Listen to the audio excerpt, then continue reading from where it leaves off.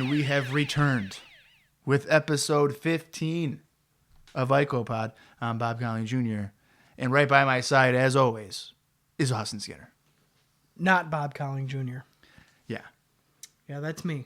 Yeah, there's been a rumor going around that it's just, I run the show, essentially. Right, and I'm not Bob Conley Jr. Yeah. Right. You're just a guy. Yeah. No, that's my name. Not right, exactly. I'm glad you're finally catching up with this here, Bob. Well, I'm pretty slow sometimes because you're very witty. Really? You had a better mile time than I did. What?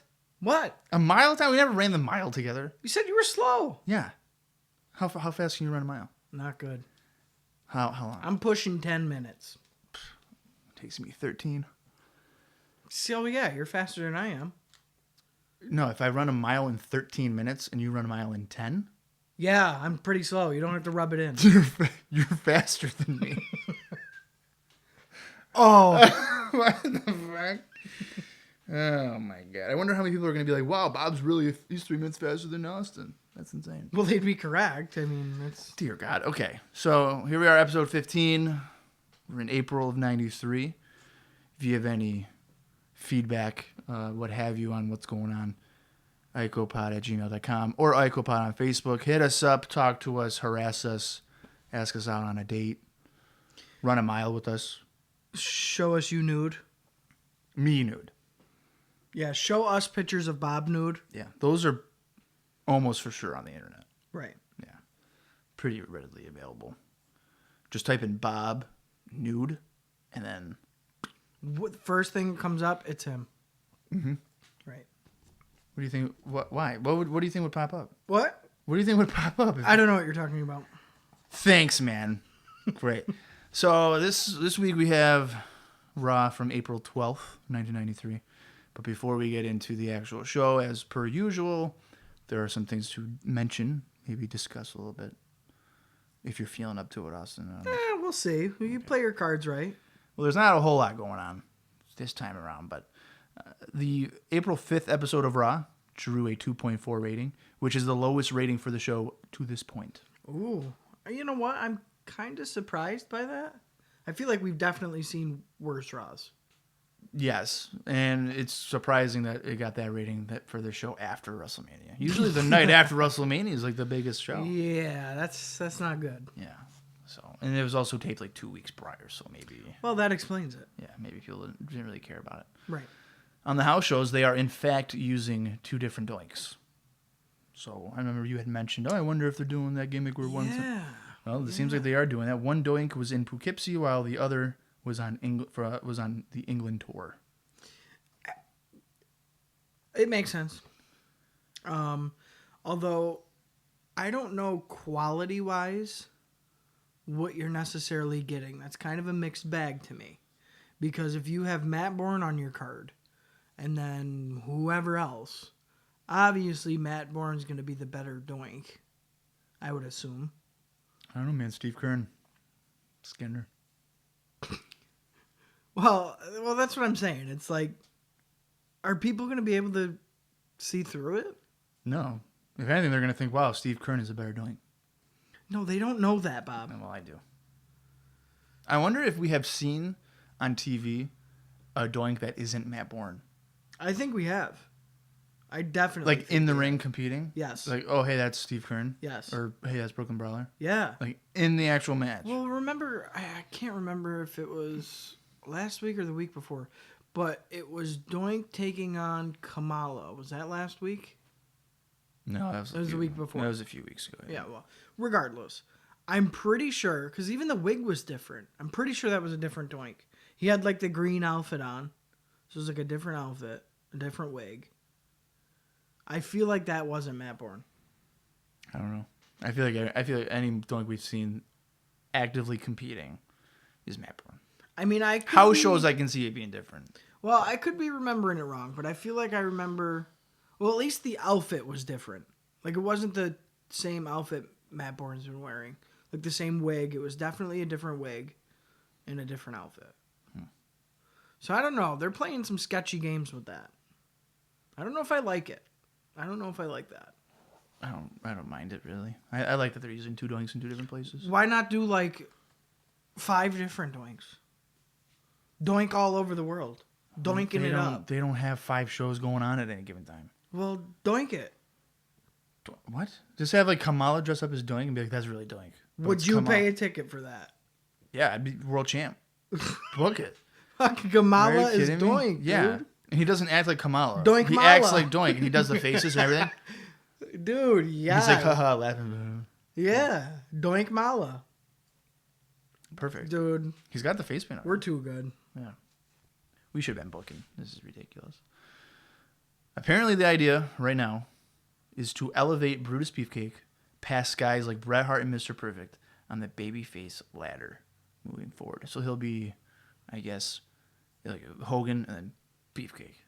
Well, if that's the case, I will be moving forward away from this podcast because they're fucking stupid if they do that. Well, I just want to do a little foreshadowing here, and I guess to spoil it. I don't think we see Brutus Beefcake ever again.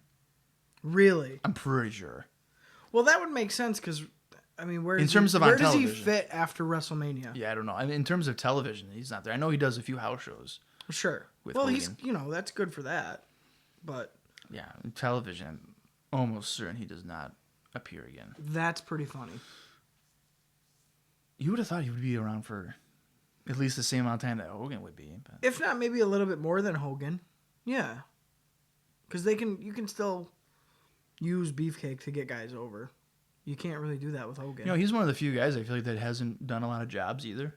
And he should have. Yeah, but in general for his career. Oh, I know. Well, because he's a made man. Yeah. Pat Patterson, probably. Nice, Bob. So we go to some house show notes here. It's just one. It's a continuation of the England tour.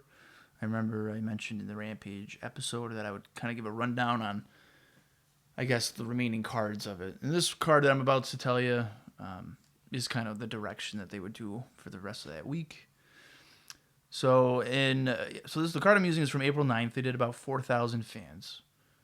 And the show featured Doink the Clown, which was Steve Kern, taking on Crush, Typhoon taking on Damien Demento, Kamala against Kim Chi, the Nasty Boys against the Head Shrinkers, Intercontinental Champion Shawn Michaels took on Bob Backlund, Yokozuna against Jim Duggan, and Mr. Perfect against Lex Luger. Not a bad card. I feel like that card was better than the Rampage one we saw. That's what I was saying, and it's just because they did Yoko Duggan and Perfect Luger. Well... And Doink Crush. Doink Crush. I would even... Nasty Boys Head Shrinkers. Well, no, you know the one I'm going to say. You're going to say Kamala and Kim Chi, but damn it's so right. stupid. Damn right. No, that's a pretty solid card, and I really actually kind of wish that was the Rampage card that we saw. Because, to be honest with you, the Rampage that we saw, wasn't a fan. It certainly lacked name power, but I think there were some quality moments. Like Fatu was pretty cool, and Luger Duggan wasn't awful. But I remember. Say they had Bulldog still. Mm-hmm. Where does he fit on that card? Probably taking on Yokozuna. That's what I was thinking. Yeah, that's what I would probably How big of a match would that have been? Yeah. In England. Yeah, I probably would have done that. Yeah. And then Duggan could probably just, I don't know, take on Shawn Michaels or something. Well, really, you could have gave Bulldog all of Duggan's booking and been probably okay. Yeah, but you still want to use Duggan, probably. You think? Yeah, why not? I mean, you could. Get the fans to chant USA. In England. Because they'll do it. Every time. Oh, yeah. Every time. No, that's true. All right, so it looks like we pretty much agree that that's a show we probably would go to if it was on the England tour.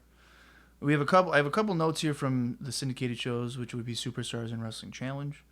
Speaking of Hacksaw Jim Duggan, in terms of television, like American television, he made his return to the WWF, defeating Barry Horowitz on the April 10th edition of Superstars. What a return. So he was off television for about 2 months. Wow. We had gone, I think, saying 3 or 4 months, but he's already back. For what? Do we know for what? Is it like he had to like rehab something, like an injury? No, or... the notes that I came across or anything was just that he had returned after 2 months off television. Huh. Okay. So he's a big time star. He can do what he wants. he's Hacksaw Jim Duggan. Yeah. Nothing can keep him down. Exactly. On the same episode of Superstars, President Jack Tunney revealed that Hulk Hogan would, in fact, remain the WWF World Champion following WrestleMania 9. Now, Because he said it was a verbal contract. Okay, so here's my problem with Jack Tunney. Fuck you. Because that's bullshit. There was never a bell. Not only was there never a bell, but like the so eloquently put verbal spew that Mr. Fuji gave us. There was no promotion, there was no contract, there was no bell, there was no money agreed upon. So you know what, Hogan? In my opinion, Yokozuna never lost the belt. That's what I'm saying. And I'm pretty sure, I mean, I'd never really, I guess, paid attention in school, but I had taken a law elective or something in high school. And I'm pretty sure my teacher said that a verbal contract wouldn't be held up in the court of law. I'm pretty sure that's the case. Now, this is a different context because, I mean, I guess it was televised for millions. So now you have video footage. Yeah. Right. But there was nothing written on paper. I'm telling you, that's true. And you know what? That very stable basis of an high school elective law, I believe you. Yeah, I mean, she wasn't the brightest. I think you're an authority on that. Me? Yeah. All right, yeah. I'll take it. So I'm taking your word as the gospel. So Jack Tunney's a liar. He is. I am, I guess, a law expert. Moving forward, any kind of law situations, I will provide my input, and I guess whatever I say will go. Sound good? I'm not refusing it. Okay. All right. Yes, sir. So moving forward, anything that I say regarding WWF television from 1983, and moving forward, that's the way it should have been, and I'm in the right. Unless it's Tatanka. What should we get into Raw? Well, I was going to say Tatanka should be world champion then because he's undefeated. He hasn't lost. But yes, we'll go into Raw. We are on the April 12th, 1993 edition of Raw from Poughkeepsie, New York. I like the way you say that. Poughkeepsie, New York. Poughkeepsie. I don't like that you call it poo. It's Poughkeepsie. Yeah, it's Poughkeepsie. I like to say Poughkeepsie. I don't like it. But I do like it. Poughkeepsie. I like it, but I don't. Poughkeepsie. All right, if you're from Poughkeepsie, sorry. But I like to say Poughkeepsie. Poughkeepsie. Yeah. You're poo, Bob. Yeah, well, people from Poughkeepsie are poo. Poughkeepsie. Poughkeepsie. I love it. I'm insulting people, and I can't even insult them correctly. And I'm right. And we're live. We're live, pal. For Raw. It's uncut. It's uncooked. And it's uncensored. Ooh, yeah. And now you're going to think that was me and Austin. In fact, no, we just inserted an audio clip. That's from the show. Yeah, joke's on you. Yeah. So I have my edit skills there. We start off the show with WWF Tag Team Champions Money Incorporated, and they're backstage with Bo and Blake, the Beverly Brothers. And they have paid them off so they can get some scouting advice from the Steiner Brothers. Now, mind you, the Beverly Brothers have lost to the Steiner Brothers consistently every single time for the past 3 months. Yes. They lost to them on Raw a couple weeks ago and at the Royal Rumble. And I believe we've mentioned a few different house show cards in which they were on against the Steiner Brothers. And guess what? They lost. Right. As the Beverly Brothers are telling Money Incorporated, you know, the tricks of the trade here, they're basically putting over the Steiner Brothers, saying they're a great team. They're super strong. Don't take a suplex. Or, oh, that Frankensteiner, we don't want to do that either. And at the end of it, DiBiase strokes his beard, and he's just like, he seems to be a little nervous, like, oh, boy, this isn't going to be good. Yeah, you know what? I'm pretty notorious for not liking these pre-Raw promos, I guess you could call them. But this one, I'm on the opposite about. I really liked it. I like the fact that they show Money Inc. desperate to do whatever they have to do to get one over on the Steiners, because they know it's coming. They know the Steiners are on the horizon for them. For them to seek out the Beverly Brothers, I think makes sense. So I liked that part of it. Also, IRS slips in, don't worry, it's a tax break. So as they're paying him off, he's letting them know, don't worry, we'll return the other way for this. Also, as you know, the four men are yelling, and it gets kind of crazy because again, Money Inc. is realizing, shit, like, these guys don't know anything and we're screwed going into this match. IRS goes, because one of the Beverlys says, oh, yeah, watch out for the Frankensteiner, like you said, Bob. Yeah. And IRS goes, well, how do you get out of it? And then, like, it never gets answered. They just continue to argue, and IRS is like, tell us, like, how we just paid you.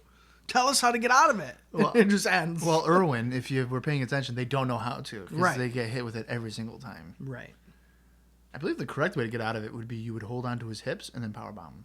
Or move. Don't let him jump up on your neck. Yeah, that's true. And you also have to like literally do a somersault in order for him to execute the move too. Right. So just don't help him. But just suspend your disbelief. Sure. Sure. He has really powerful thighs. We go after the Raw opening video. We go to Vince McMahon, Randy Savage, and Rob Bartlett, and they are on commentary. And they promote this show and the upcoming match between IRS and Scott Steiner, which will be kicking off the action. Yeah, I have here. It looked like, I don't know why, maybe just because he shaved, but Bartlett looked like he lost like 50 pounds. You know, I was thinking the same thing, and he definitely was. He shaved his. Did he have a beard or no? Well, he was getting scruffy, and then because after the mustache, he was like getting scruffy, and then this one he wasn't. And I swear to God, I was like, holy shit, he looks thin. Yeah, he was looking a lot thinner. Yeah, which still doesn't help the fact that I was hoping we wouldn't see Rob Bartlett anymore moving forward, especially because one of the last episodes they, in my book, pretty much wrote him off as being lost in Vegas. Unfortunately. Yeah, you would think that would be how they would write him off. Easy. Like, okay, perfect, done. We're closing the book on that. Unfortunately not. Although, I'm going to put over some Savage attire here because I was able to shift my focus. Black and white for Randy Savage at this time is his go-to color scheme. He's always got some sort of black and white on. Don't get me wrong, this outfit was very cool. But it's just funny to me that he goes from so many colors all the time. Maybe he's trying to downplay it, like, hey, I'm a commentator. So I'm going to stick to, like, regular colors. He's foreshadowing. Ooh. For life. For life. I like it. It wasn't Hogan. It was him all along. It's also announced here that Bartlett is going to get to interview Luna Vachon later on tonight. And IRS will be taking on Scotty Steiner in singles action. I was kind of bummed we weren't getting a tag team match yet. Yeah, well, it makes sense that they wouldn't do a tag team match. Yeah, well, they haven't had any interaction yet. Yeah, but you don't want to blow through that on TV yet, you know? I mean, if it was modern day, like, they for sure would have done it. And had, like, a DQ finish or something. But I would just have... at this point in time... No, I'd have non-title, have the Steiners pin them clean. No, I don't think I would do that. I kind of like what they were doing here. I just don't know if I like having IRS in it. I'd rather DiBiase. Stop it. I prefer DiBiase. In the ring, yeah. That's what I'm saying. Okay. Yeah. All right, I'll give you that. I'll give you that. And then I feel as if Rick and IRS would be a better fit. Yeah, they're more similar. Yeah, I would say so. Amateur wrestling, maybe, too. Yeah. So, Money Incorporated make their way out, and IRS proceeds to cut a promo reminding the fans that they have until Thursday to pay their taxes. And they do, the camera, like, pans to a 12-year-old, and he just, no, I'm not paying my taxes on Thursday. He's booing him. I also noticed here that the stage was barely lit up with lights for their entrance. And I don't know if it's a heel thing or just the entrance thing was fucking up. But there was, like, no lights lit up when they came out. So I thought that was kind of lame. Maybe they didn't pay their taxes. See? Like cut the service. That's what I'm thinking. Savage also on commentary made mention of that tonight where everybody's getting blessed and that everybody's in some blessing, in for some blessings with the debut of Friar Ferguson. Are you shitting me? I don't even want to know what he's talking about. Yeah, so if you've been listening to this podcast, I think I've mentioned a few times about, when Mike Shaw would be making his debut. Yeah. And you had mentioned, I believe, too, like, oh, there's some, like, monk or something. I don't know who that is. And I was just like, boy, just wait. Well, the wait has ended because it is going to be tonight. No, when Randy said that, my finger was on the button. I was like, you know what? It's been a hell of a run. We've been very consistent with releasing episodes. Maybe this is a good time. Listen, if you were to leave because of a character, I want the fans to know because I look out for you. You, the fans, I'm speaking to you. Jimmy, Paul, Hacksaw. Luger, Lex, Guy, Elizabeth. So could be some ladies out there, yeah. What are some other cliches? Samantha. You've got all our fans. You named 6 them of all. them? Yeah, that's it. That's about it. I want you to know that Austin doesn't care about you, but I do. Hey! And if you were to leave, don't you worry, because I'd be here for you. Sure, the episodes would probably be 24 minutes long, and I wouldn't really have much to say. But damn it, I'm here for you forever. Then, now, forever. I was hoping you would do that. Okay, so our first match of the night is, in fact, one half of the WWF Tag Team Champions IRS, and he's taking on Scotty Steiner. Ted DiBiase and Rick Steiner are at ringside for the contest, so you know for sure everything's going to be legal. Sure. No involvement or anything. They're just there to support their partners. Of course. Early on, IRS gets a boot. He goes for a boot and he gets blocked, but he uses his free leg to knock Scott off his feet. And then Scott quickly comes back with a power slam and scares DiBiase off the apron. They trade a few holds on the mat. Steiner keeps IRS on the mat to maintain control, and then Scott nearly wins the match following a snap suplex. IRS is on the floor and seems to go into his pocket, maybe trying to tease like, oh, I got brass knuckles or something, but he doesn't pull anything out that I am aware of. IRS dumps Steiner to the floor, and then DiBiase takes out Scott with like a borderline vicious looking clothesline. Like he like plowed through him. Yeah. Rick Steiner comes over and the typical, what are you doing? Whatever. And DiBiase like freaks out and takes off his, I don't know it's not like a jacket, but it's like a full suit. So tearaway suit. Yeah, I have it marked down here. When we come back, it's so funny to see like Rick Steiner protecting Scott. Well, DiBiase's like has to take his whole fucking suit off. Yeah. He's like, "Oh, I'm gonna fight you. Just give me 10 minutes. Like I gotta get all this shit off." Well, it's like it's a tearaway suit. Yeah, but he's having trouble like getting the whole, and he's got to take the whole thing off. So he's like, "Oh, I'm gonna fight you, but just give me this." Sidebar: this whole match to me felt very 80s meets 90s. 100%. So it was like a weird clash of styles to me. Although I was looking forward to this going in because I know Scott's good, and I like IRS. So, but on paper, okay, delivery, really clash of styles here. Yeah, I 100% agree. Just with the feel of the match that you noted there. So as Rick comes over and confronts DiBiase and all that goes down, we go to our commercial break. You better tune in. Stick with us. Mid-match. Back from break. IRS spikes Steiner with a pile driver for a near fall, and IRS keeps his offense rather basic and boring before delivering a backbreaker. The boring IRS offense is pretty typical at this point, I'd say. Well, he also hit like a shoddy-looking pile driver on Steiner. Yeah, and the announcers even said, oh, he didn't hit all of it. Yeah, and Vince tried to cover it by saying, oh, you may see some flaws individually, but as a team, there are no flaws. But it's like, now that you've mentioned that and pointed it out, I didn't think it looked that bad, but now I'm noticing it. You know what I mean? To whereas if you just didn't say anything, I think it would have came off better. I even noticed it seemed like IRS was sandbagging him a little bit on some suplexes. It did. And it's interesting that you mentioned the commentary part of it because I also didn't think it looked that bad. I know. Yeah. It seemed like he hit it pretty normally. It was decent. Yeah, I was like, okay, that could have been better, but it wasn't horrible. Yeah, it wasn't like a Lawler pile driver or anything. Right. But he definitely... It was kind of... If I remember correctly, it seemed to look like more like a stuff pile driver. Well, yeah, because... It wasn't like full up jump and then boom, driving your head. Well, because Steiner kind of rolled through it. Yes. So that's kind of where I think it looked weird. Yeah, the visual. But for Vince to point it out, it was like, oh, shit, I wish you didn't say that. Because now I am looking at it too closely. Yeah. But yeah, just the styles did not mesh here. And like I said, there was definitely some mistimings.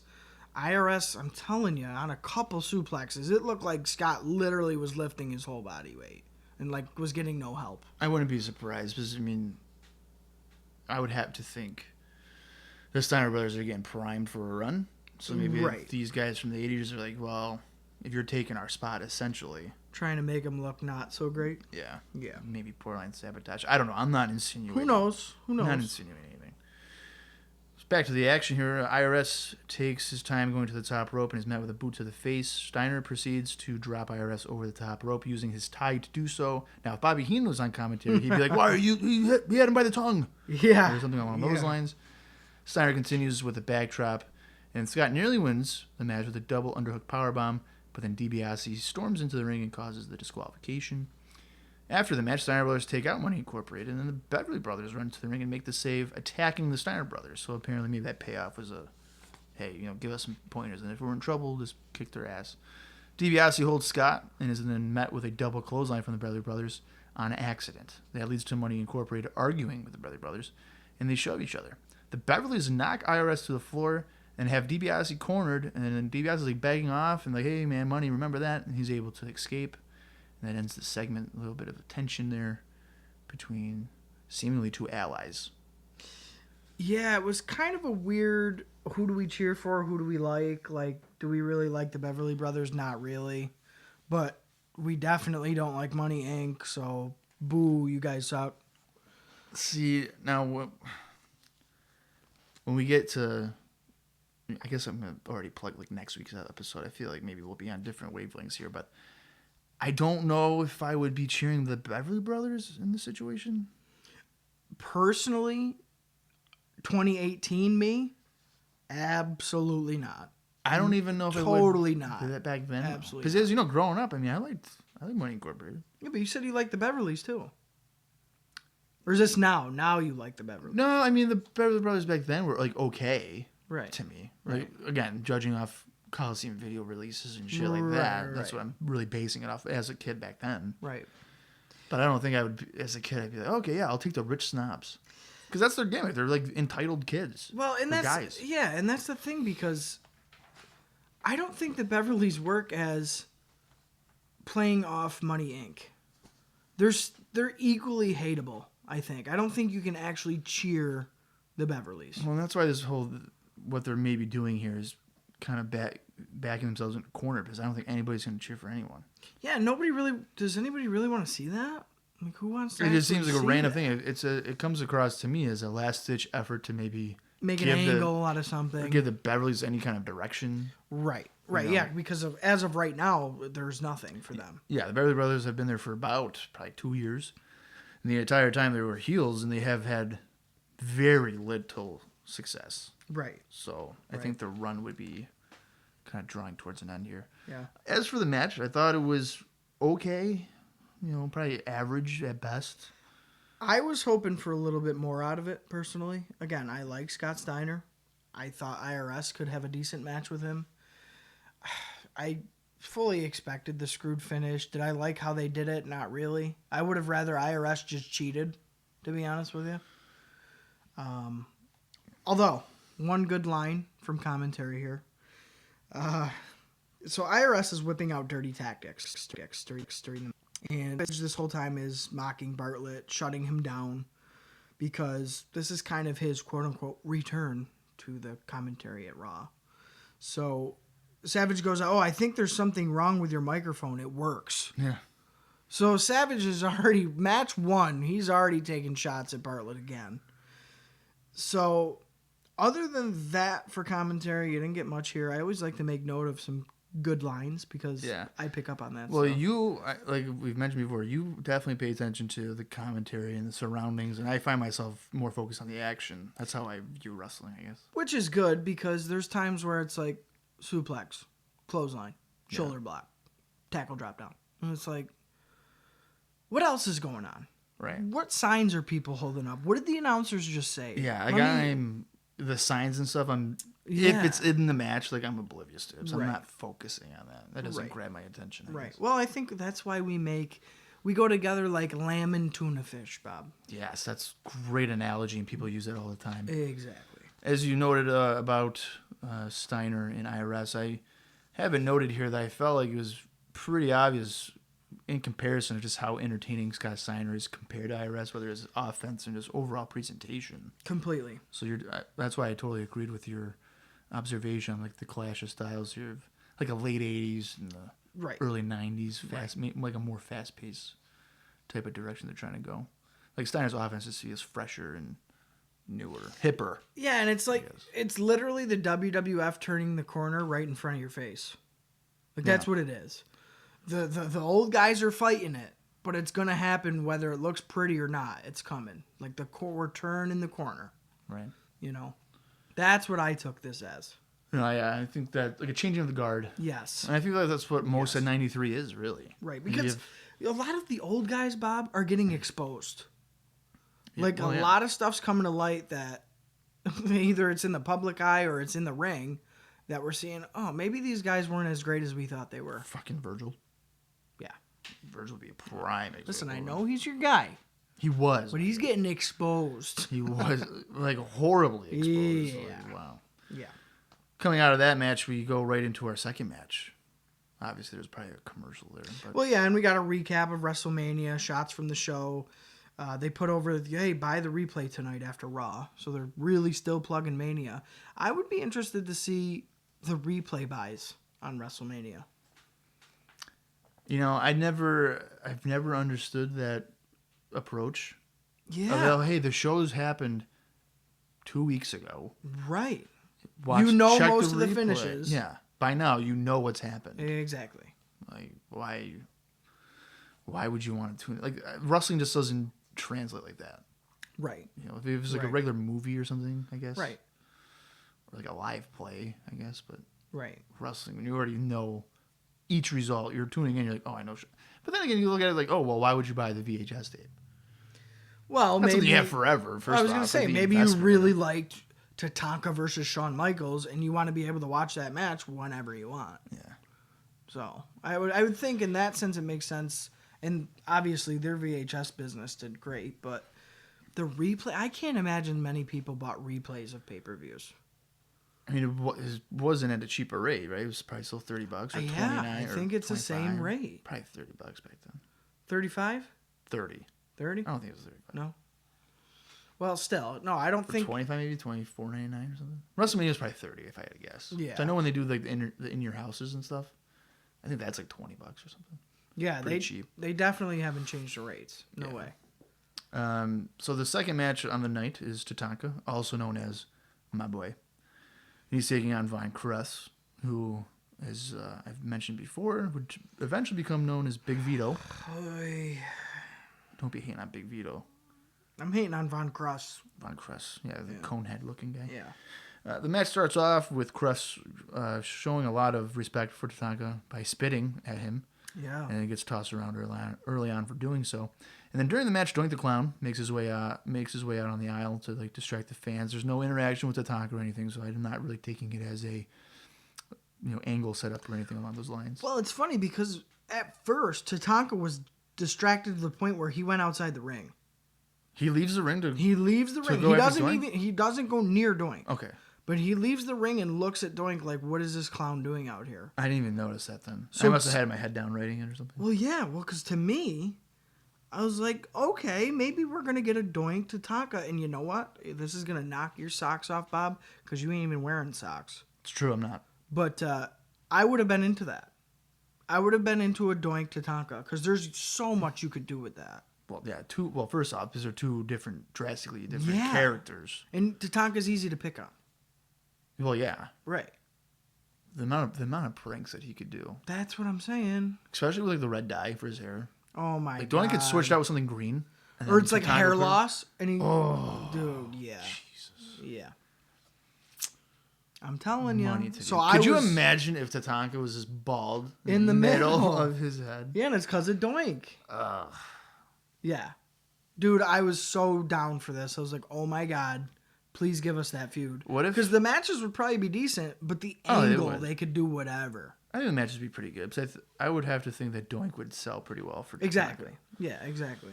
Similar to what like Shawn was doing in their feud. Well, maybe not overselling as much as Shawn did. But. Well, yeah. But just back with the Tatanka Doink thing, could you imagine if they did like a hair versus hair match? Like Tatanka's already moved, like he's lost the middle part, and he's like, "I want your hair, Doink," which is a green wig. Yeah. But then let's say Tatanka were to win, so then Doink loses his green wig, so it's just he puts a new one on. Yeah, like a different color one. Right. Well, I lost my green one, but I happen to have red. Right, and maybe the red one makes him meaner, so he's like more aggressive in the ring. It would kind of look like it. Yeah. You know, something along those lines. Switches his paint up a little bit. Yeah. Dude, I'm down. I love it. Show me the money. I wonder if a WWF official, or WWE officials listen to this. They're probably going to steal our fucking ideas. So if you see a Native American and a clown coming up soon here in 2018, right. We're recording this in April 10th. So I guess probably by May or June, depending on when this gets released. Timestamp it, folks. Yeah. If it happens. 10th. If it happens. It happened here first. Yeah, we thought about it. Boom. Done. Tatanka continues the match by sending Crust hard into the corners. I did a couple of them. And then Crust decides to take like a few awkward looking back bumps. Like as if he was still training. So he came out and he like purposely did like a back bump. It was kind of didn't look natural, I guess. Yeah. Von Crush then tries to trade a few strikes, but is met with a backdrop. And Tatanka goes on the war dance. And guess what? That leads to the end of the trail. Tatanka wins the match. Nothing really going on here, though. It seemed as if Crust got a decent amount of offense, more than I was kind of expecting. But just your standard squash match, I guess. Yeah, and again, the action wasn't really holding my attention too much. I don't think this was a very good squash match, and we've seen good squash matches. Von Crust is real rough around the edges. He's very sloppy and like kind of just stumbles all over the ring during his matches. I don't like that. Yeah, absolutely. But as far as the commentary, we did get some more gems in here. As Bartlett made reference to not wanting to interview Luna later on tonight. But Vince was putting it over huge.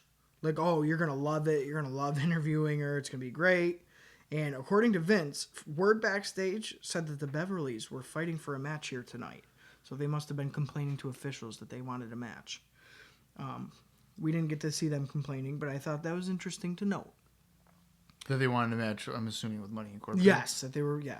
But that was after they were talking about the Luna stuff. Right. Also, we got... This era never ceases to amaze me. Because, again, so Tatanka goes into a sequence, so his finish sequence, and Vince stated that he was really chopping down his competition, or something like that.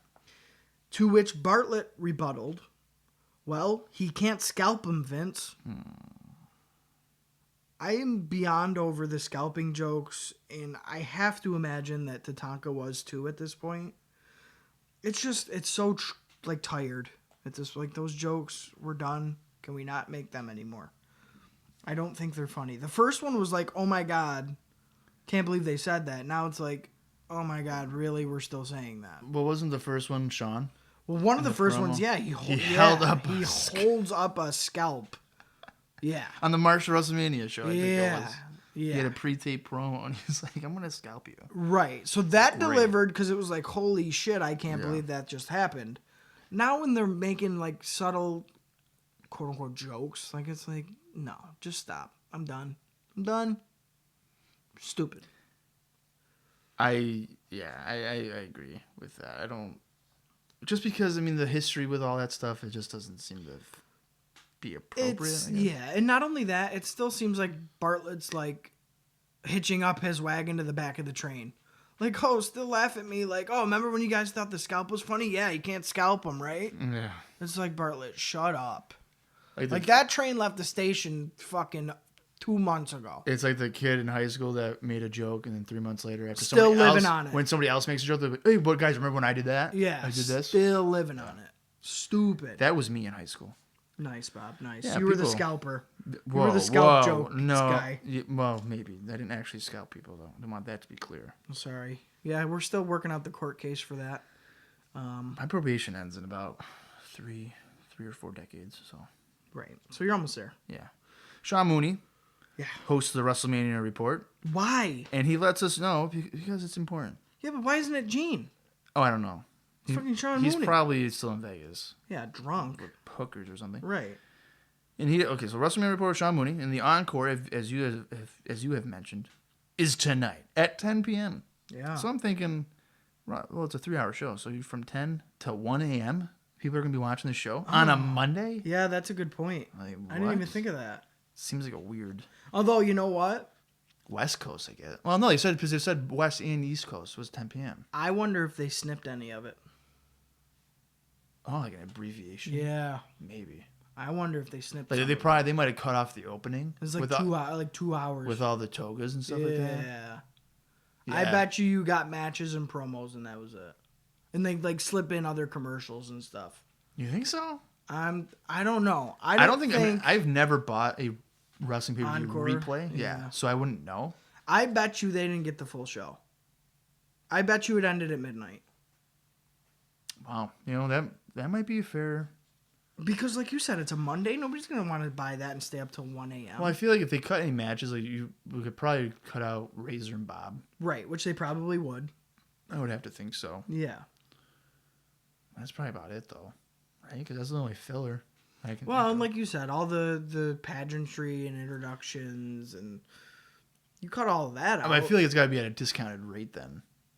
Maybe it was. Maybe full price. Yeah, maybe it was. Maybe if anybody listened or if anybody watched the replay of WrestleMania 9 2 weeks after the fact, right? Hit us up and let us know how great it was. Well, it's funny because they mentioned that the home video will be available on April 22nd. First of all, that's an incredible turnaround rate. That's what I had. Yeah. I thought it took months for them to That's get what I was going to say. videos out. I thought it was going to be like, it'll be available in June. Yes. No, they're like, give us 3.5 weeks.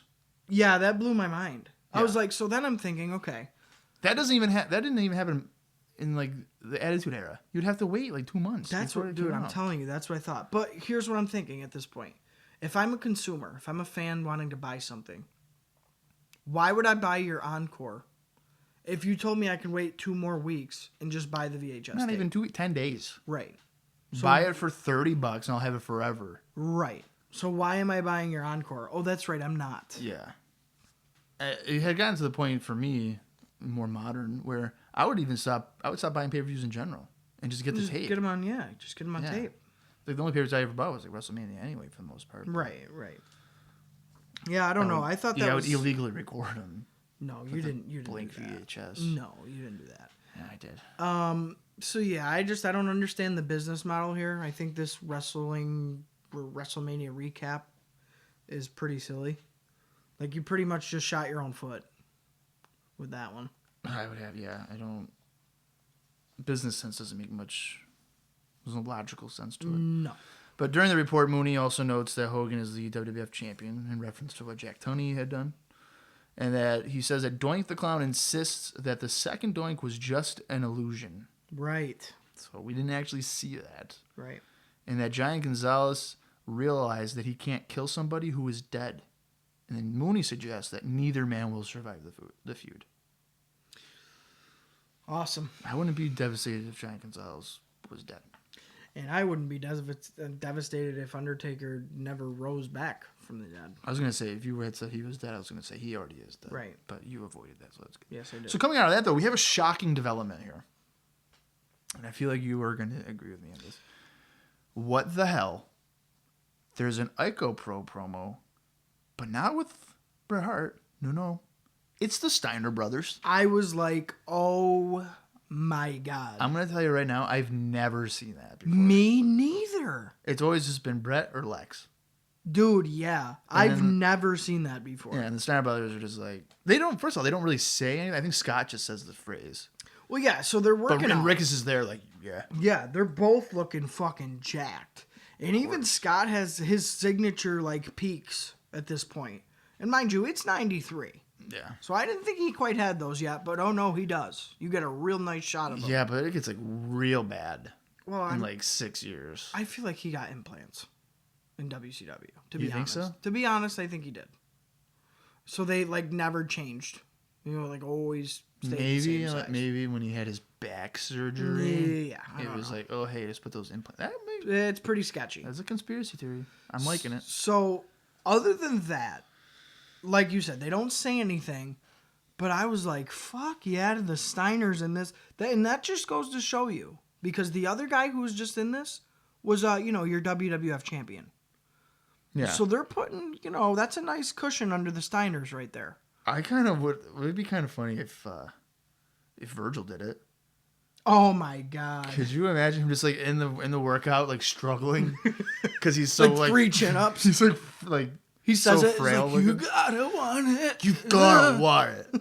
Too legit to quit. Yeah. You gotta want it. So bad. Or Repo Man. Oh yeah. Yeah. Oh, he's like repoing a bottle of the Icro Pro. Yeah. He's like, got his hook on. He's like dragging. He's like, I got it. You've gotta want it. Yeah. Something stupid. But no, dude, seeing the Steiners here, I was like, hell yeah, I hope we get this for the next 30 weeks.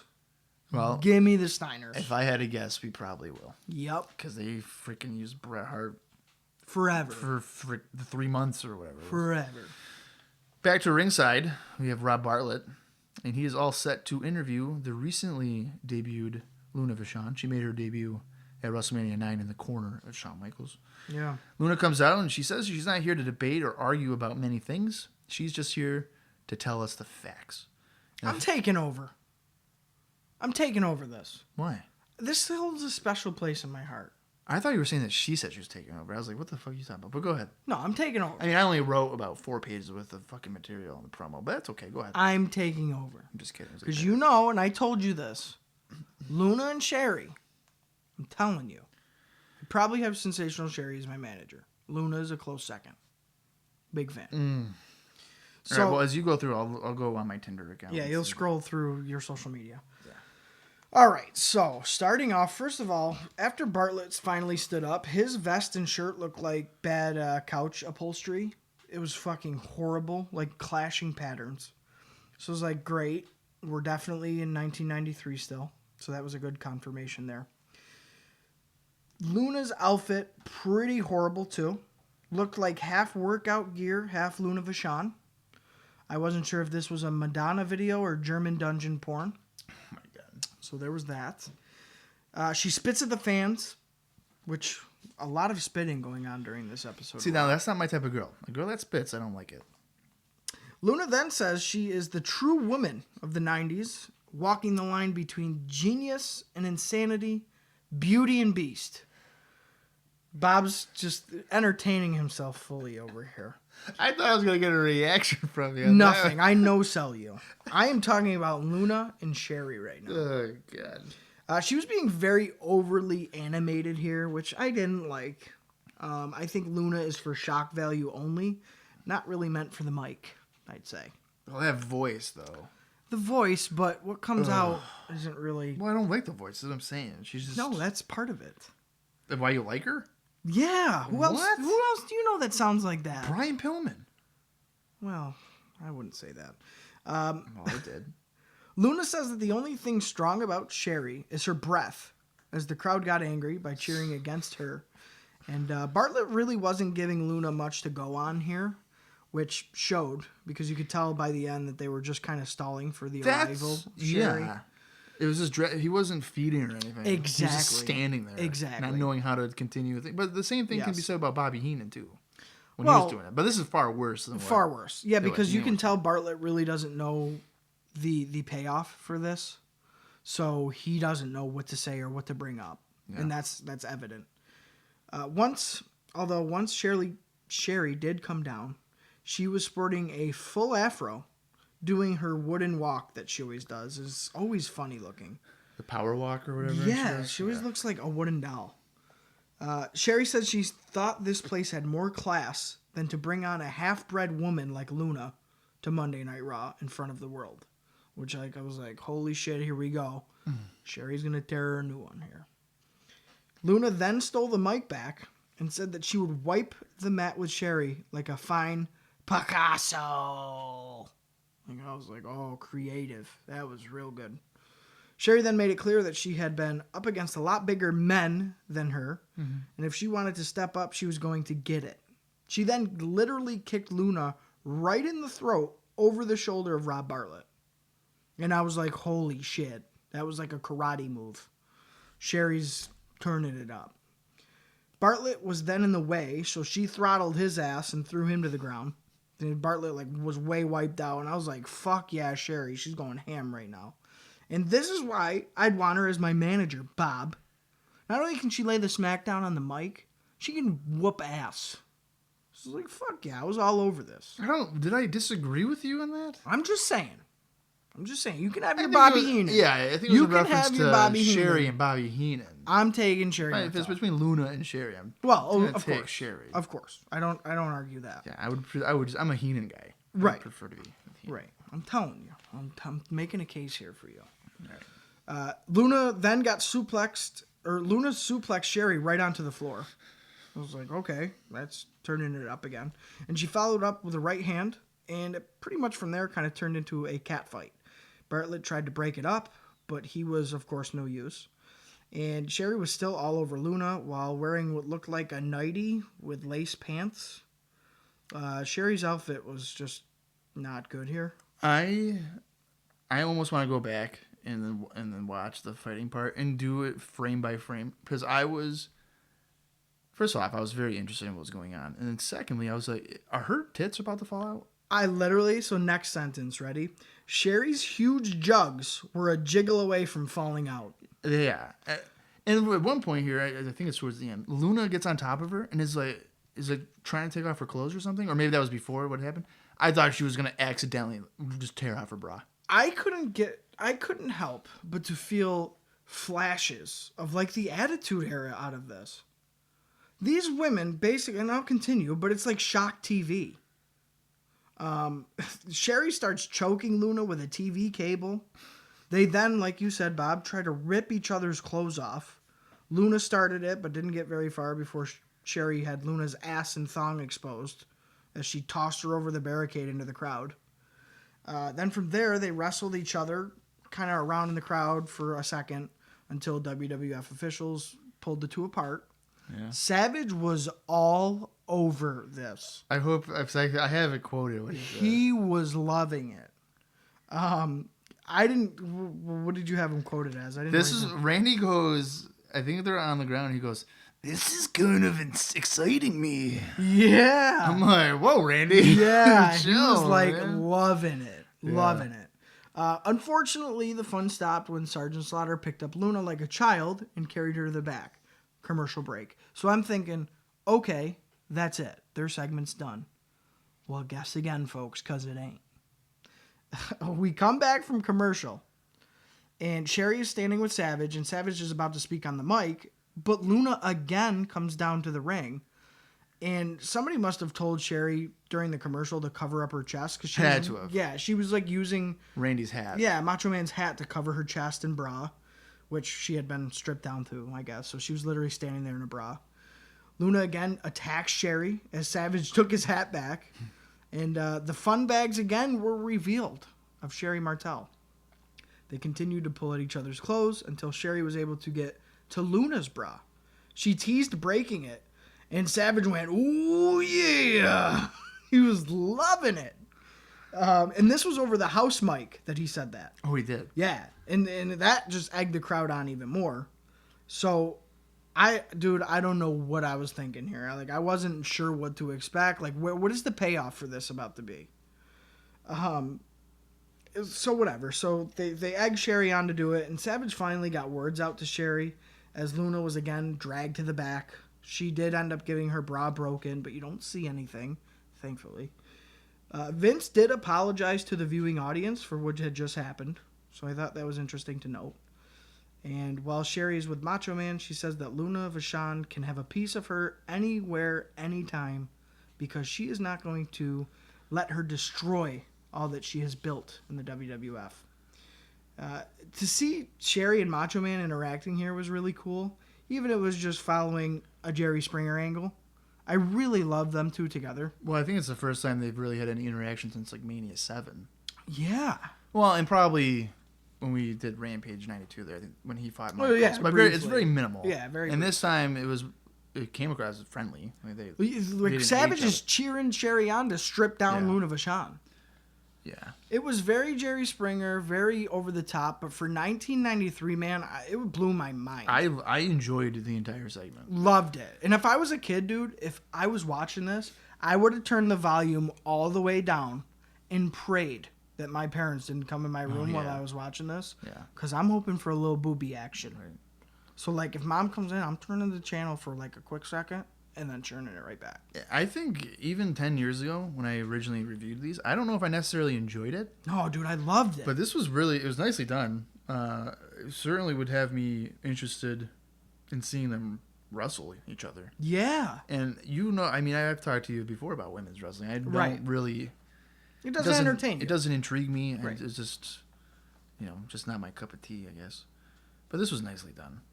Yeah. Sherri came across way more, really just a lot better to me as a valuable asset or anything like that. It's obvious that she's the more polished of the two, because I think without Sherri, this doesn't work. Like if this was somebody else up against Luna Vachon, it would not have come across half as good as this. I don't think. What if Miss Elizabeth kicked Luna Vachon on the throat? Well, and then did everything, had her boobs ripped out.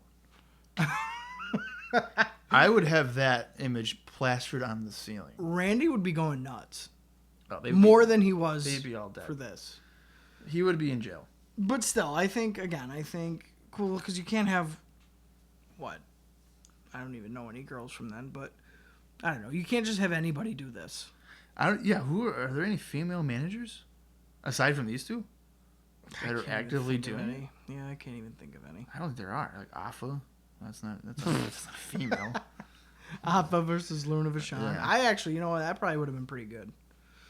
But yes, I thoroughly enjoyed this entire segment. I liked that we almost saw Sherri's entire chest.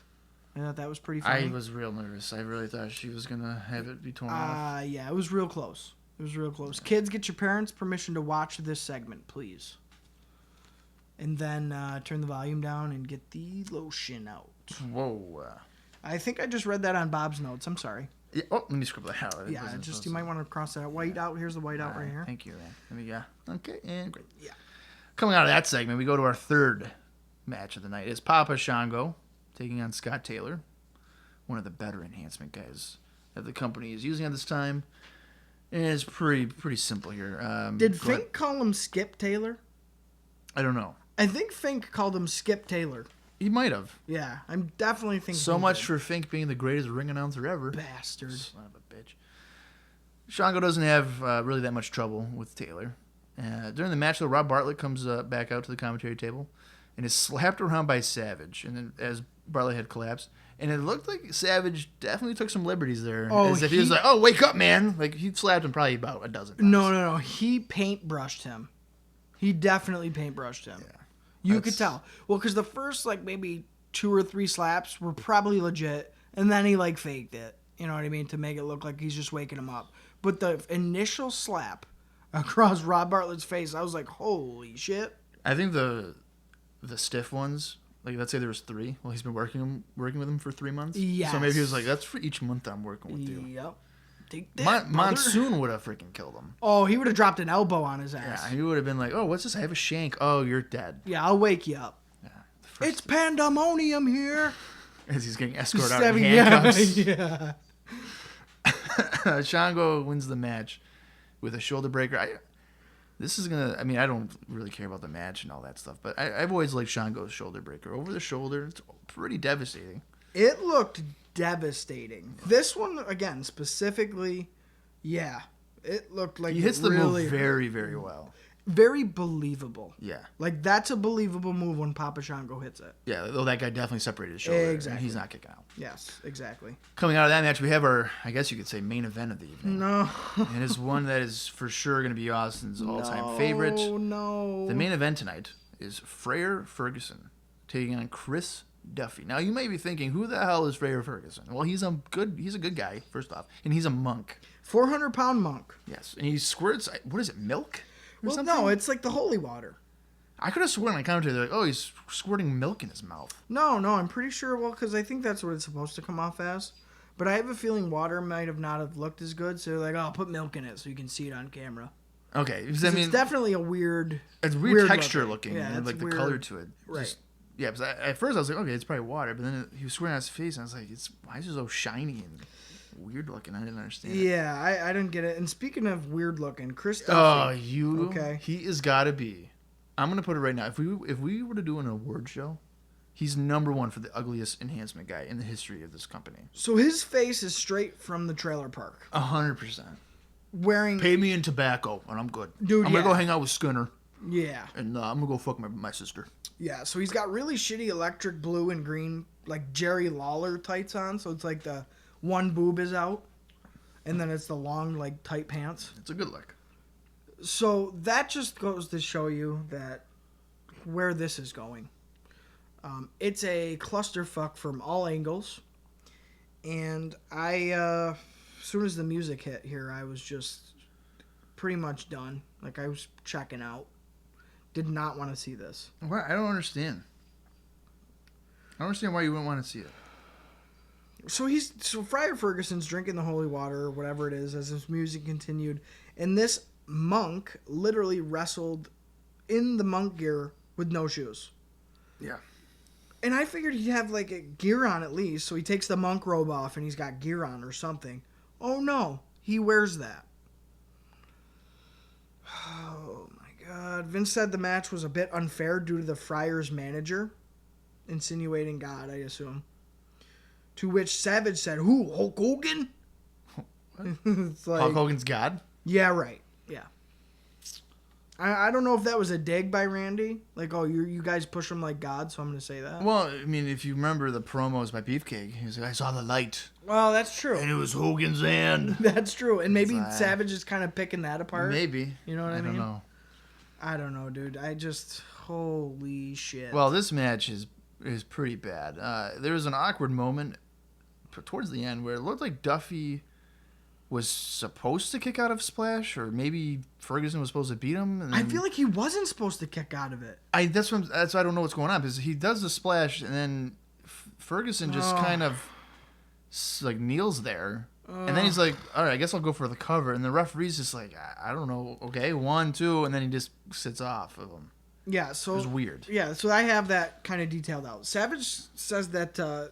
Side note. Savage says that Bartlett is more interested in what is under Friar Ferguson's tunic than Sherri or Luna. After he like flashes his legs and does a little dance. No, I'm not making that up.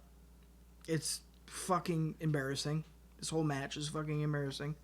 So yeah, this guy kicks out of this big splash, and then it's kind of a moment of, okay. So then Friar Ferguson like blesses him. And just rubs his head underneath his tunic. Yeah. To like make up for the fact that he just kicked out of that splash. The chance is like boring. And holy shit, yeah. Say that a couple more 1,000 times. But he does finish him off by, I don't know what, sitting on his face, and that's it. He like gets the pin. Yeah, Duffy goes for a sunset flip, and then Ferguson just does like the sit down splash. He like sits on his face. Yeah, like his face is in his groin or whatever. Yeah, and as he's getting the pin, he's doing the blessing. Yeah, which is just like holy shit. Yeah, I'll have more notes on Mr. Ferguson on next week's episode as well. So I also like too on his way out, he's pouring the liquid into children's mouths. Well, that's good. On his way out. Yeah. Good thing he's a priest pouring drinks into kids' mouths. Like, it can't be a bad message at all. Awesome. My reaction to this match is pretty simple. I just have, no. So. Holy shit. That's we agree for once on something. Yeah, man. so we're just going to get right past that. Coming out of that match, we get a WrestleMania ad and a promo video for WrestleMania 9, obviously. And coming out of that, we have a WWF figure ad. Still with the British Bulldog. Yeah, and with the WrestleMania package, they really had a heavy focus on fans from around the world being in attendance. There. Yeah, so Germany, Australia, which I think is maybe pandering to the UK. But hey, we're worldwide. Don't you love our tour that we're doing? Look at all these fans that came to watch WrestleMania. Yeah, well, it seems as if their England tour is really how they make money, how they're staying afloat, right now, arguably. Yeah, right now. Coming out of that, we have they talk about like next week's show and stuff like that. So we'll have Bret Hart. He'll be on the show for an interview, and there will be a singles match between Razor Ramon and Virgil. Great. And before we close the show, Vince McMahon mentions that the WWF Tag Team Champions Money Incorporated are backstage, and they're going to cut a promo, and they start talking about the Beverly Brothers and whatnot. Money Incorporated accepts the challenge, and the Beverly Brothers storm through one of the doors They're like in the hallway. The Beverly Brothers storm through a door and they attack the champions to end the program. It's, and maybe I'm the only one who notices stupid things like this, but it's funny because I just picture the Beverly Brothers standing behind them doors. Just waiting. Just waiting. And then they bust through like, ah! It's like there was no lead up. There was no like foot stomps coming down the stairs to rush through the door. It's literally dead silent. They're just cutting a promo. And then they just explode through the door and it's like chaos, pandemonium. So silly. I thought... I like where they're trying to go with it. Like, oh, backstage attacks. Yeah. But delivery is not there. Well, here's the thing. So if I'm watching the show, I'm definitely interpreting this as the Beverly Brothers are heels. They just attacked them from behind. It's like mixed messages. I don't even know. I mean, I'm kind of thinking that they're both heels. Yes. So you're not really supposed to be cheering for anybody. Which is stupid. Then what is the point? It hardly ever works. Well, if you don't like either team, why watch it? Yeah. You know what I mean? Yeah. So I don't. Maybe this episode will be the lowest rated one instead of the one after WrestleMania. I don't know, man. It just wasn't. So here is where I'm at with this. I didn't think it was a horrible Raw. If I had to pick one side or the other, I'd say I did enjoy it. The few parts anyway. The first match wasn't horrible. I loved the stuff between Sherri and Luna, even though, it felt way out of place for this time period. And I didn't mind hinting at a Doink soon, maybe crossing paths with Tatanka. Again, maybe I read too much into that. But this show, for once, felt unpredictable and wild, which is kind of the point of a live show all along. Certainly uncensored with the whole Sherri Luna yes. thing. You never knew what was going to happen. So seeing that flash through the cracks made me go, okay, that was a decent Raw. I liked that Raw. It felt like it should have felt this whole time, to me. I don't know. That's how I'm reading it. Again, I think I liked the episode. Maybe I liked it more than you did, but I think it's a worthwhile episode to watch, regardless of Friar Ferguson, and that's saying a lot. Yeah. That's saying a lot. I would say there's definitely, as you mentioned, there's definitely good parts to it. Steiner IRS Not bad. It's not bad, and it certainly sets up things in the future. I could do without the Money Incorporated Beverly Brothers thing. Of course. That's really not needed. Although, you know what? I liked their promos in the beginning of the show. Yeah. Would like paying them off and like tell us the secrets. And then by the end of it, it's dissolved. So it's like a show story. Yes. So that's something you can appreciate. Yes. And then obviously Luna Sherri. It's pretty good, but that has to have a blow off. And I would honestly prefer that to be like a pay-per-view thing, like King of the Ring. I hope they do. To have it on the undercard or something. I hope they do. I don't want that blown off like, oh, next week it's Luna and Sherri. I know. Like, no. I would freaking put that on the house shows and be like, here's a strap match. They would beat the shit out of each other with that. And dude, I think that would sell tickets. Here's these two crazy broads. They're going to be hitting each other with straps. You watching or no? Oh, yeah. Okay, I am. So, yeah, if there's a house show, I'm saying on the show here, I do a house show rundown. If that's on the show, I might be automatically, I'll get a freaking nosebleed. For sure. Just to see that match. For sure. Which feels so weird for me to say because I don't normally like women's wrestling. Dude, these two ladies were meant to work together. It's perfect. It's just giving me a better appreciation for Sherri. Because most of my memories of Sherri are like with Harlem Heat, which isn't bad work. Yeah. But I don't think I've ever really been thinking, oh, hey, Sherri Martel's great. I mean, I mostly associate her with Randy Savage, to be honest with you. Like as Macho King or whatever. Yeah, well, for me, I mean, she was with Harlem Heat for like 3 years. Well, yeah. It was a pretty long run. Yeah. Yeah. Dude, I don't know what it is. It's just, for me, Sensational Sherri is drastically underrated. I would drastically. Agree. I would actually agree with that. I have it written here that, I mean, there are good things going on here, but then I also felt like there wasn't much going on. Like, it was kind of still like a filler week. Yeah. You know, like they're not really setting much in the future. Obviously, you know, there's a brief thing here with Money Incorporated and Steiner Brothers, but the main focus seemed to be on Money Incorporated and Beverly's for a TV feud. Because they probably know they can stretch that out with the Steiners and Money for a while. Sure. But, I mean, standard episode, nothing. I wouldn't necessarily go out of my way to watch it again. Maybe just the Luna Sherri thing, like that was on YouTube or something. Just check that out. Yeah. Because a pretty, and they got plenty of time. It wasn't even like a quick. Oh no, 3-minute thing. Like, it was a substantial amount of time. I'd say what, maybe 15 minutes. Well, I don't know about that. That's almost at least 10. Yeah, at least I'd say between like 8 and 10 minutes probably. Yeah, it felt like at least. I don't know exactly. But it was entertaining. Like it kept my interest.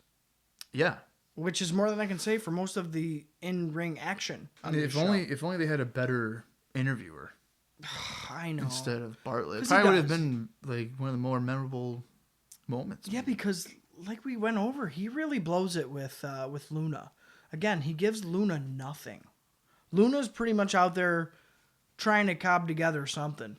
She's just grasping at straws. I mean, she makes it work for what it is, but again, if we had somebody more of substance, like if Mean Gene was out there interviewing, that would have been nuts. I would have had McMahon do it. Well, you could have Vince. I mean, he's obviously, like, everybody knows he's the owner at this point. Right. So if you have the owner not being able to maintain control of his business, yeah, and you know he would have sold it big. Oh, for sure. You know, and he would have took a bump even too. For Sherri, right? I would assume he would. Right. Sure. Right. Now, guess what my biggest flaw for this episode is, Bob? Biggest flaw for this episode. Biggest flaw, biggest disappointment. Should I know the answer? Oh yeah. I have no idea. I'm disappointed in you. Is it that we didn't get Money Incorporated Bushwhackers? Close. Oh, close. Was it something advertised? No. I have no idea. No kimchi. How was that close for Money Incorporated and Bushwhackers? Well, because he's on the bushwhacker level, I'd say. Yeah, all right. Fucking. I was bummed. I hope we don't see him again. I don't think we will. Don't you talk like that. I don't think we are going to see. Don't Kimchi you again. talk like that. Fuck kimchi. I'm disappointed. We were looking actually for a kimchi action figure, and they apparently don't exist. Well, yeah, I wanted like one of the good ones where who made them in the Hasbro. Well, in the back last in the couple of years, like the good figures, like the Jack Pacific, maybe. Is it Jack? Or Mattel? No, Mattel does them now. So yeah, I like the Jack Pacific ones. Okay.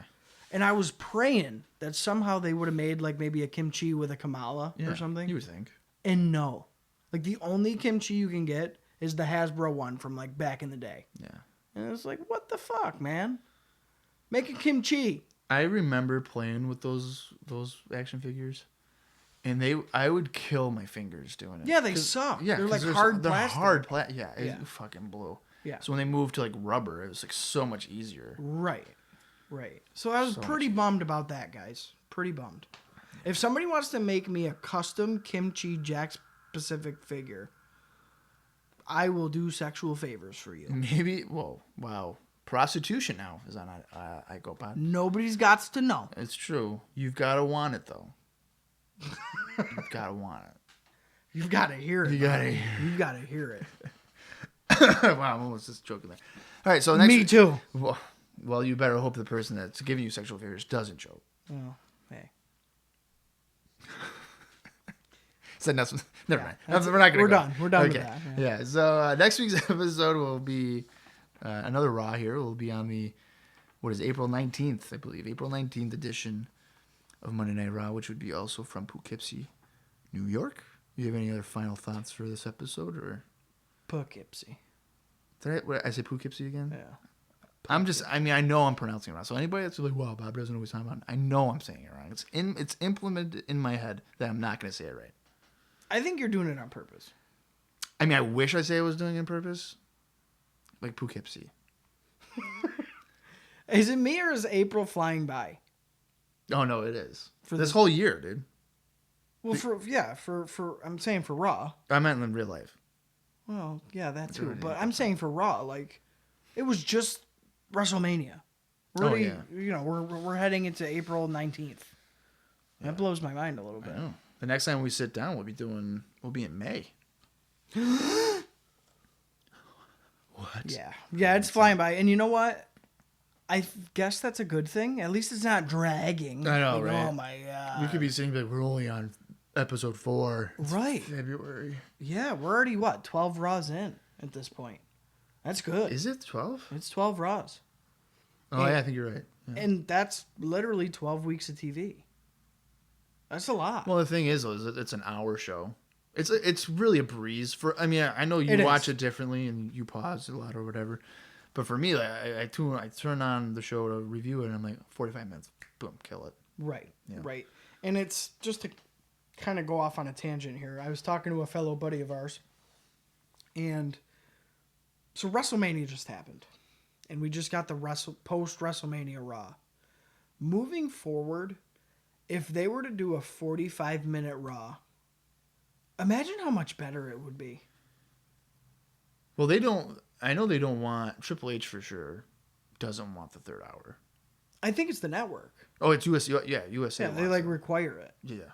In their contract. That's why they're going to peace out, I think, go to Fox. I have heard that. They'll take the 2-hour show. I have heard that. But honestly, man, for wrestling, especially with the attention span of fans today, 45 minutes, so an hour broadcast, fucking perfect. If it was me, and I have a wrestling show, and I have a chance to be on a major network, 1 hour time slot. Give us prime time 1 hour. Yeah, it's the easiest viewing thing ever. And your shows can crack it out of the park every week. Well, and you don't have to use the same guys every week. Exactly. So like modern day, obviously we're talking modern day at this point. So you have Roman Reigns, right? Let's say he's on a Raw. Realistically, considering the amount of talent you got, you might not see him in a wrestling capacity. You might not see him again for months. Well, it's like so months. We'll tie it back to 93. Look at how much Brett's been on Raw. Not very often. He's had, one match? One match, and I think two interview segments. 2 promos, yeah. And that's effective. To me, that makes me think, oh, Brett's going to be on Raw tonight? I'm watching that. Like, I want to see what he's going to say. Well, the Monday Night Wars destroyed that. I know. Well, because everything's become, like, oversaturated. But I think if they were able to at least scale back a little bit, you'd capture some of that magic again. Well, the thing is, too, is like they did this brand split or whatever again. Right. And the thing is, they don't have the depth for it. Right. So it's even more watered. I would have never officially done the draft or the split, but then still book as if it was a split. Well, you could. That's what I'm saying. So, like, they have to break away from this mentality of, oh, Seth Rollins has to be on Raw tonight. Right. No, he doesn't. He can be on SmackDown tomorrow. Exactly. You know? Exactly. Yeah. Or, you know what? He doesn't have to be on the TV at all this week. Maybe we'll do, like, an insert promo. Boom, great, he's on TV. Well, and it's so funny to see how the model has changed from today till 1993. Because if you watch, it's one of our gripes, but you're not getting top talent every Raw. You're just not. They're saving it. They're mixing in an influx of enhancement guys. They're mixing in guys you don't necessarily see all the time or don't feature in a big angle, which is nice. So if your favorite guy is Typhoon and you're, a young kid or something, even though he's not in a major angle, you're still getting chances to see him on Raw. That's got to be a plus for a lot of fans, I would think. If one of even if you're a Virgil fan, he's not in a major angle, but you get to see him on Raw. Well, yeah, I mean, I like that there's different guys each week. Exactly. For the most part. For the most part. Sometimes there's crossover from week to week or whatever. It's the same guys. Which is fine. Usually it's a TV angle, so it needs to be done. Right. But yeah, I think the undercard is usually a rotating door. It's never, oh, I've seen Mr. Perfect 8 weeks in a row. Exactly. You're not overusing anybody, which is good. I think that's how it should be. Yeah. I tend to agree with you. That's one of the least appreciated things about this era, is that nobody was oversaturated. Even Hogan. Well, Hogan, yeah. I don't even think he'll be on Raw again. Exactly. But it's Hogan. Like, they're not even pushing Hogan like that. Don't get me wrong, the lead up to WrestleMania, Hogan's kind of all you saw. But now that we're past that, they ain't shoving him down our throat. You know what I mean? Yeah. I think it's a good balance. And I don't think this era, again, just in general, gets enough credit. But that's one of the really nice things about it. They definitely have a nice variety of talent that they switch in and out. Yeah, I'm right there with you. I have nothing really more else to add to that. You have anything else you want to say? No, I'm done ranting, I guess. Okay, so I guess probably at this point I'll have the closing theme song already probably playing a little bit. And this week it's going to be the Friar Ferguson song. You Theme bastard. song. So you probably really like that. For everybody out there, obviously you've been listening to episode 15 of IcoPod. I'm Bob Conley Jr. And for Ross and Skinner, you've been listening to IcoPod. And as much as I hate it, you gotta hear it.